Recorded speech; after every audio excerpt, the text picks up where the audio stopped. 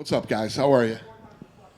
Dana, it's the last pay-per-view of the year, kind of finally winding 2020 down. Are you kind of looking forward to getting to the break and kind of putting this year behind you? Yeah, it's funny because I've been wishing this year away for so long, and now that we're going into 2021, I don't know if what I was expecting to be different. I think it's going to be a lot of the same, but we figured it all out and we know what we're doing now. So, we have more of a direction than we did when this whole thing started. Are you looking at like any kind of revisions for next year and like how you handle things to kind of try to eliminate these fight week COVID tests, or maybe even like the vaccine? Would you try to encourage the fighters to get the vaccine? What's the plan? I don't know. Listen, we're always trying to get better at it, and if you saw the story that came out, we by far have the lowest, positivity rate out of any other sport that's done it by a mile, and. We're going to continue to do what we do and get better. And I don't know about vaccines or any of that. People asking me questions about arenas and all this stuff. I have no idea. But I told you, and I'll tell you again, I'm not going into an arena until we can sell out an arena. I'll stay here. Fair enough. Well, as far as this week goes, flyweight main event. Flyweight headliners at a pay-per-view didn't always mean big numbers for you. Are you seeing differently with Davison? Is he resonating any more than maybe some of your past flyweight champions? Yeah, and the reality, first of all, that this dude throws everything with bad intentions. His stare down just had bad intentions. This guy is a bad dude, and this is a great fight. Number one versus the champion. Doesn't get any better than that, and the card is stacked. This card is packed with great fights that you got to see, so that doesn't hurt either. Yeah, the co-main event, I think, is one that everybody's really looking forward to with Ferguson and Oliveira. These guys get bonuses all the time. Charles said that he thinks, a win here, he could fight for a title. Obviously, Tony's been around. Are you looking at this as kind of title implications? Listen, either guy that wins this fight could be in a title fight, yeah?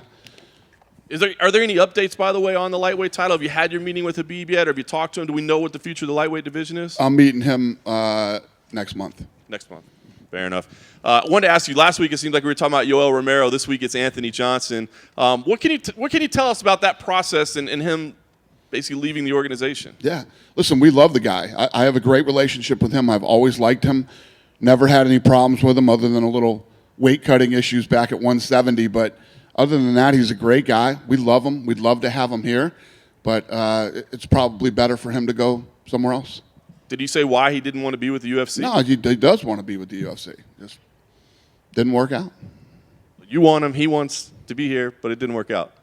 Ask him. That's his business, not mine. Fair enough. Last thing for me, I know you normally say the legal stuff, you leave it up to the lawyers to handle, but there was a pretty big statement made yesterday with the certification of the antitrust suit.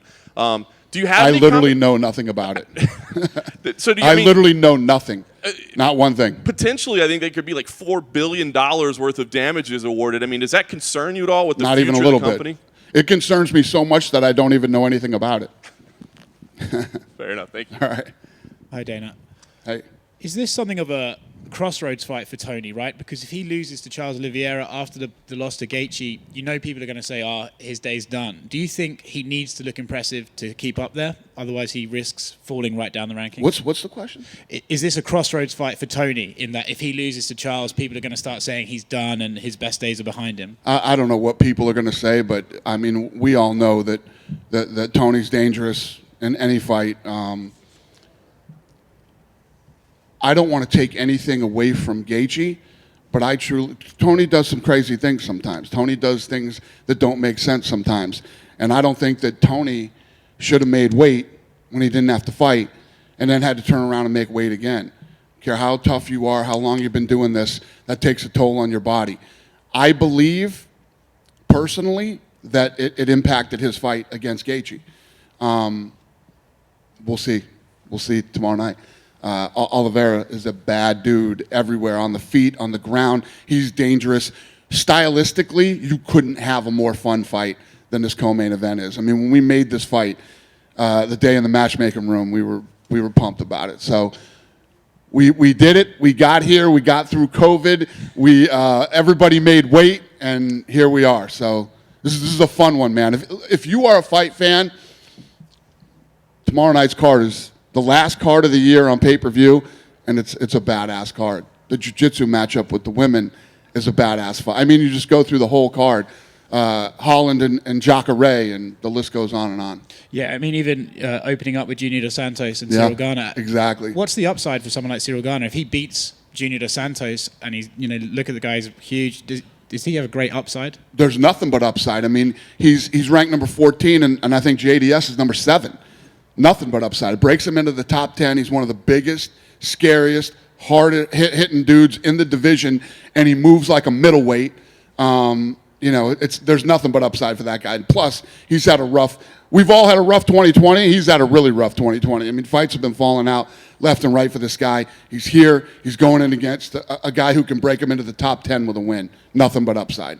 And in that division, and I know that you hate this sort of stuff, but do we have an update on the title fight between Ngannou and Miocic? Have you got a date in mind for that fight? No. Okay, cool. Thanks, Dana. Yep. Dana over here. There's a lot of talk about what could be next for the winner of Figueiredo and Moreno. Cody Garbrandt's out there. You got guys like Askar Askarov making their way up. I mean, have you thought about what you would prefer following Saturday? No, I'm just pumped for Saturday. I'm just looking at that, and this is the last one of the year. Then I'm going on vacation, and I'm not thinking about anything about what's next in that division. Just Saturday night. Not for nothing, but has Henry Cejudo said anything about, being intrigued by Figueiredo and anything like that? Have you spoken with him since he... No.